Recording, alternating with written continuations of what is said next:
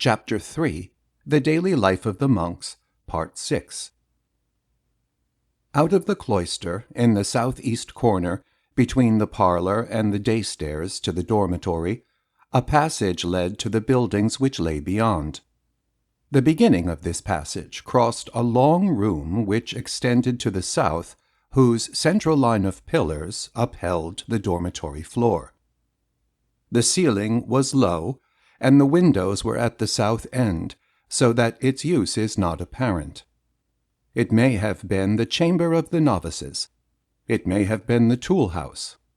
It may have been an office or checker, wherein the master of the warming-house kept his hogshead of wine and his spices, figs, and walnuts with which to mitigate the austerities of Lent.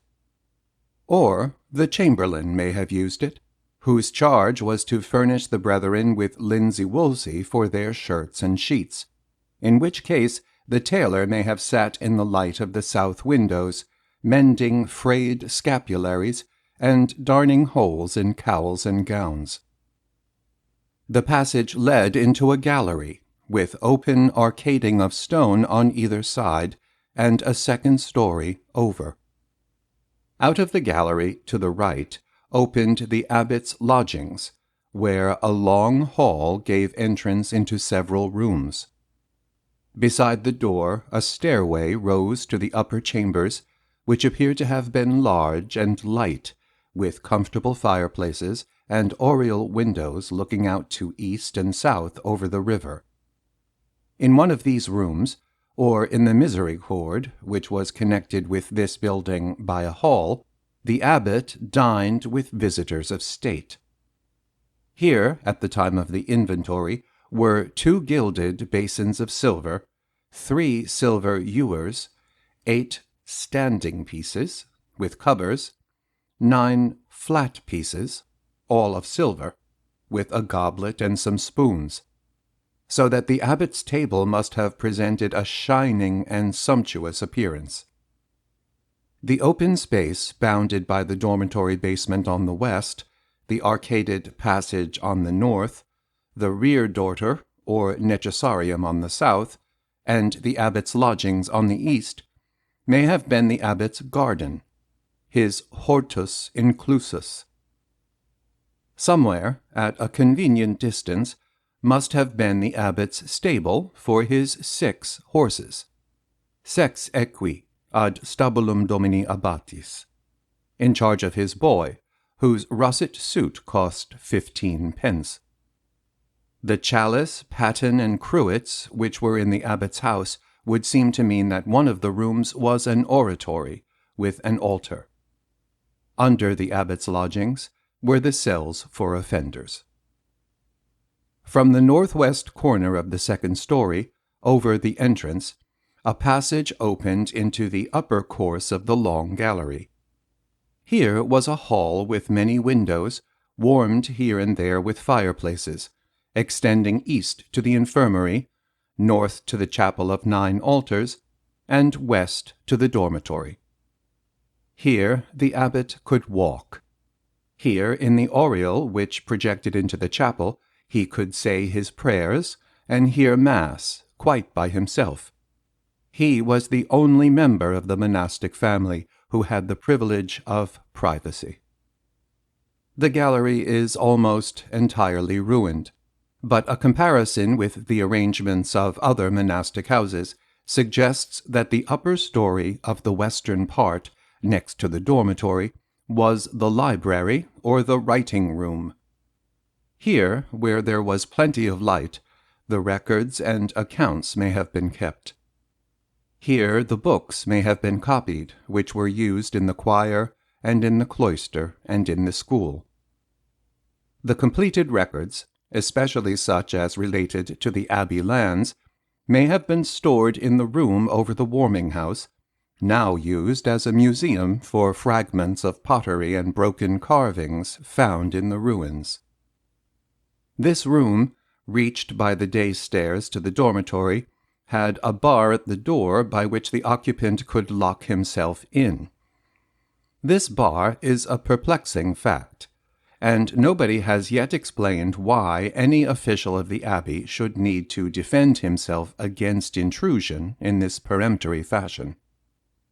If this was the muniment room, it held the great books of the Cartulary of Fountains, of which the volume A to C is in the British Museum. D to J is at Ripley Castle, and K to M is in the library of the late Sir Thomas Phillips. The remaining volumes are not yet traced.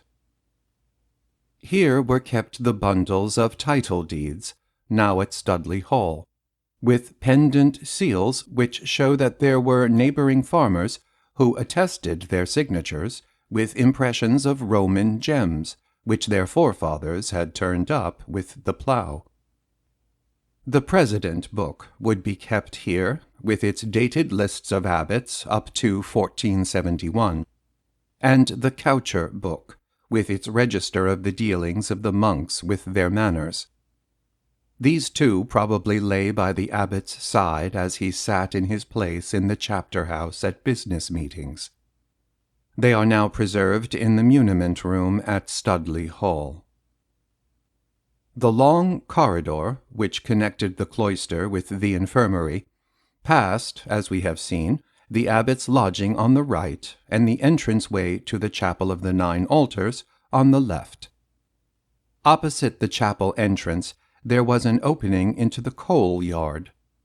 Coal was found here when the recent excavations were made. In the southeast corner of this yard lay the abbey rubbish heap, the materials of which were apparently shoveled out from the window beside it, whose sill shows the marks of this daily exercise.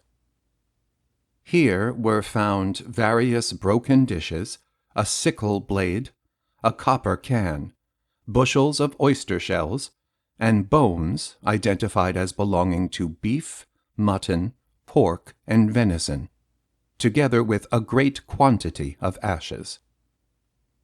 The room out of which this refuse was thrown is reached by a passage which opens out of the long corridor close by the infirmary door. Here, according to Mr. Walbran, stood the reservoir, fed by a lead pipe from a spring on the high bank. The meat bones in the rubbish heap suggest the near neighborhood of the House of Merciful Meals.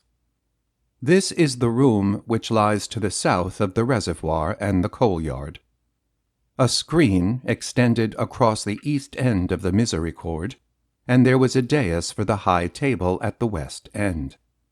Along the north wall are still remains of one of the stone benches. Tables stood here, as in the refectory of the cloister. The long corridor ended at the door of the infirmary.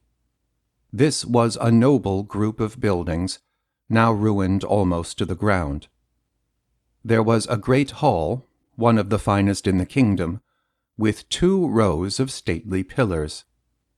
It had a fireplace at each end, and the aisles were divided by partitions into small rooms, some having fireplaces of their own. Back of it, to the east, reached by broad stone steps, 8 of which remain, stood a 2-storied structure with vaulted basement, probably for domestic stores, and with upper apartments, which may have served for the entertainment of guests of unusual distinction. Up these stairs, then, attended by the officers of the abbey, went the Nevilles, the Marmions, the Mauleverers, on their visits to the monastery. In the chamber above slept the abbot of Clairvaux when he came on his round of inspection of the Cistercian houses. Adjoining this lodging, on the south, was the chapel, into which a flight of narrow stairs descended from this guest-room. The base of the altar is still in situ. Next the chapel, with a yard between, was the spacious kitchen, whose great round ovens are still in place. Here was cooked the food for the infirmary, for the misericord, and for the occupants of the lodging.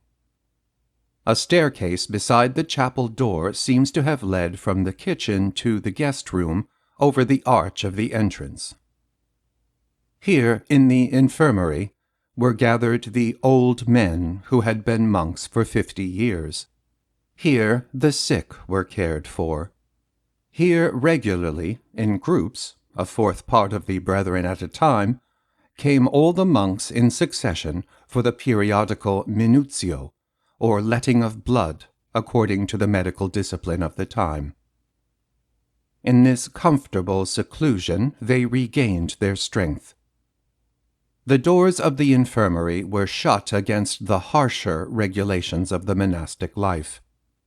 Fires blazed on the hearth and roared up the great chimneys, and there were good things on the table at dinner-time. The place was both a hospital and an old men's home. The buildings extended over the river, which flowed in 4 tunnels beneath. To the north, beside the chapel of the 9 altars, lay the cemetery. In this quiet place, remote from even the peaceful stir of the cloister, the monks expected to end their days. Their longest journey out of this blessed haven was when they crept along the corridor and the 9 altars chapel and the presbytery aisle to their place on the stout oak bench against the back of the rood screen to hear Mass on some high festival. They awaited only one longer journey, when they should be carried out of the infirmary chapel to the green cemetery. When the time for that last journey drew near, the abbot came to administer the sacrament, with all the brethren assembled. Then a cross of ashes was traced upon the floor, with a merciful covering of straw upon it, and a quilt on that, where the sick man was laid. When the brother's breath grew faint and difficult, and it was plain that the moment of his departure was at hand, a board in the cloister was struck repeated blows with a mallet, and all the monks hastened to their brother's side. Thus he closed his eyes amidst the prayers of his friends, and passed from the peace of the monastery to the rest of paradise. This quiet end of life was continually symbolized in the quiet ending of the monastic day. Late in the afternoon, the office of Vespers was said in the church, somewhat elaborately, with much singing and organ playing. After Vespers, in the twilight, the monks sat in the cloister about the refectory door, and somebody read aloud from a good book, preferably the collations of Cassian. On Saturday afternoons, during the reading, the brothers by turns sat in a row on the stone benches which were over the lavatory troughs on either side of the refectory door, and had their feet washed in the running water by the cooks of that week and of the week to come. Then the Compline prayers were said, in the summer about 7 o'clock, in the winter about 8. And at the end of the service, every monk pulled his cowl over his head and went to bed.